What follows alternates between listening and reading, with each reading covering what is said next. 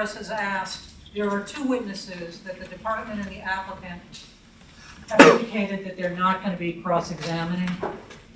And he's asked whether Mary Ellen Schloss can be sworn in, adopt her testimony now, so that we don't have to do that later. As well with Ms. Arena, if you would like to have her sworn in and adopt her testimony now, we can do that as well, so that those witnesses' testimony is adopted on the record at this point. We don't need to. Any objection to that? No. Okay.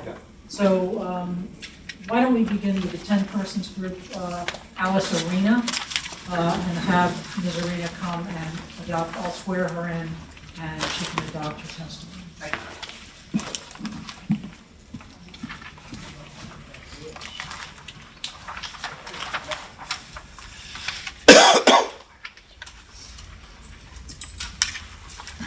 Good morning, Ms. Arena. Good morning. Do you swear or affirm that the testimony you will give will be the truth, the whole truth, and nothing but the truth? I do. Thank you, Ms. McCarthy. You're welcome. Would you please state your name for the record? Alice Arena, And where do you live? Weymouth. Do you have a copy of your pre-filed direct testimony in front of you? I do. Did you prepare this testimony under oath?